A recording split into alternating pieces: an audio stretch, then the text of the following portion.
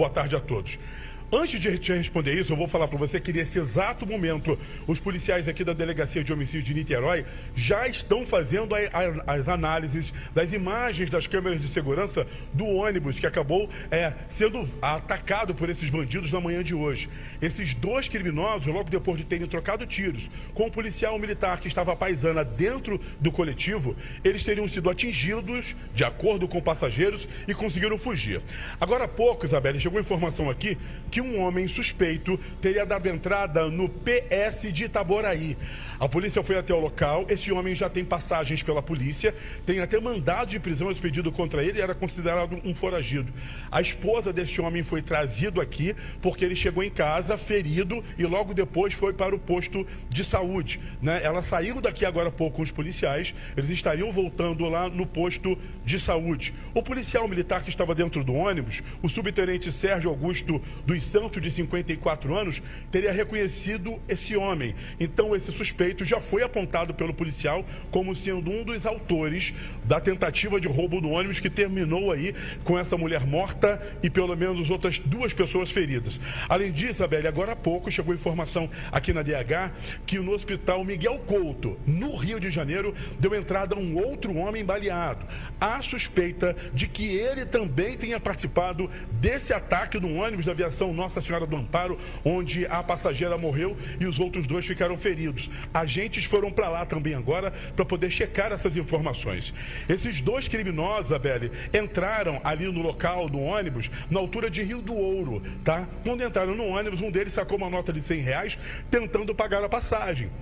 E o motorista afirmou que não tinha sequer troco, falou para que eles passassem, que em seguida, assim que as pessoas fossem entrando no ônibus, ele ia fazer troco para entregar para esses suspeitos. Foi aí que eles pegaram a arma, anunciaram o assalto. O policial militar, ele respondeu a essa atitude dos criminosos, houve essa troca de tiros. Infelizmente, Elvira Ferreira Mato, de 61 anos, foi baleada no tórax e acabou morrendo.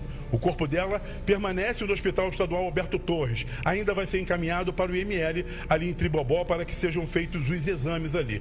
O policial militar, né, que estava dentro do ônibus e reagiu, chegou agora há pouco aqui na sede da DH, já está prestando depoimento. E o outro passageiro, o Eduardo Alves de Moura, de 33 anos, permanece internado em estado de saúde estável na unidade de saúde, Isabelle. Foi uma manhã de caos e de medo para esses passageiros. Os tiros disparados dentro do ônibus, vidros quebrados, marca de sangue. É a violência que as pessoas estão vivendo no dia a dia no transporte público aqui no Rio. Isabelle Benito. E a gente está vendo na imagem ali, daqui a pouco você vai ver o homem que aparece chegando na DH com os repórteres fazendo imagem. Essa imagem aí, ó, esse daí, ó, esse senhor aí que chega ali, é um senhor já, é o policial militar que foi atingido de raspão, que chegou para prestar depoimento ao lado dos colegas ali, que estava no coletivo. 2 pontos, Rafael Bárcia. Primeiro, a gente tem 2 suspeitos, entre aspas, né? O Itaguaí, que a mulher está indo lá no posto de saúde, que se for, primeiro, já fecha o leque, baleado, que a gente está falando de suspeito, baleado. O Itaguaí, ali eu acho mais próximo do que o de Miguel Couto, mas pode ser. Agora a polícia fecha o cerco e todo mundo que chegar baleado em qualquer posto, né? Exatamente, eu ia dizer isso, né? É importante agora observar pessoas que dão entrada baleados nos hospitais. A gente vê que a investigação está muito próxima de descobrir a autoria, né? O próprio sargento envolvido ali na dinâmica já reconheceu ele, quer dizer, era figurinha carimbada, devia participar de outros assaltos, já era conhecido, inclusive, da polícia, claro, com certeza. Isabelle, tinha anotações criminais, é aquilo que a gente fala sempre aqui, né? Você botar em liberdade uma pessoa dessa... Ele vai continuar cometendo crime. Claro, é você condenar as outras pessoas. Na verdade, essa idosa morreu porque esse cara que deveria estar preso estava solto e roubando.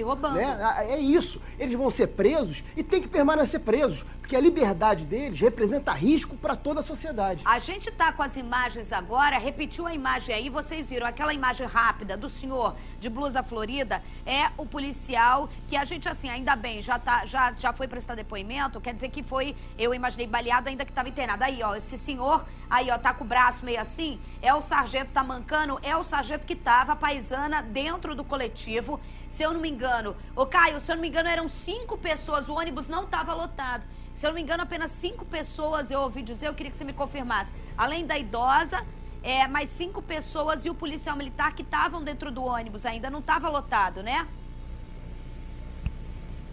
Olha só, Isabelle, o pessoal da empresa de ônibus disse que o ônibus não estava na capacidade dele total de passageiros, estava apenas com a metade dos passageiros. Por que apenas 5 testemunhas vieram para cá, além das vítimas que vão ser trazidas para cá? Seriam os passageiros que estavam na parte da frente, mais próximos ali, onde tudo aconteceu. Nesse exato momento, tem 5 passageiros aqui, eles não quiseram gravar entrevista porque viveram momentos de terror, eles estão amedrontados, mas sem gravar entrevista falaram que foi um momento de terror, porque esses criminosos já chegaram ali fazendo ameaças. Eu até falei rapidamente com o motorista do ônibus, assim que ele estava chegando, ele foi levado no ônibus aqui, para poder passar a dinâmica para os agentes aqui da DH. Em seguida, quando ele estava voltando para dentro da delegacia, eu fiz algumas perguntas para ele, tipo, você nasceu novamente? Ele disse isso, momentos de terror. Só que fontes da delegacia afirmaram que esses bandidos ameaçaram ele de morte e dizendo a todo instante que ele seria executado.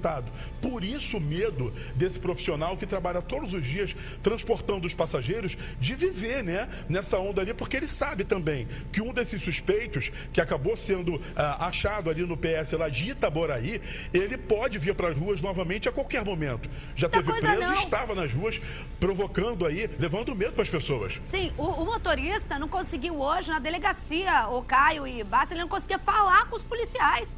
Conseguia falar, porque é o que o Caio falou. Hoje, na minha coluna, eu boto o relato do Fabiano Martinez, nosso repórter aqui, no qual, em menos de uma semana, ele foi assaltado pelo mesmo vagabundo. Ele falou, irmão, eu não tive dinheiro para comprar, você já me levou o celular semana passada. Então, são vagabundos da área que eles vão e vão sempre na mesma linha. Eles nem se dão trabalho de girar ou de ir para outra linha. Agora, o Caio falou que a DH agora já tem as imagens. A dinâmica para reconhecimento dos caras, para saber, porque assim, ó, eu fico pensando, aquele senhor armado dentro do ônibus, com poucas pessoas, assim fosse revistado, ia tomar tiro. Ia tomar tiro. Não adianta a gente maquiar. O policial ia tomar tiro. O desespero da gente agora é que tem uma idosa morreu.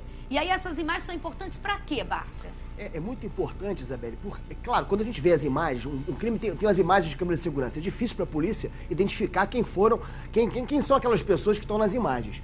Mas isso ajuda muito se você confrontar com suspeitos, por exemplo.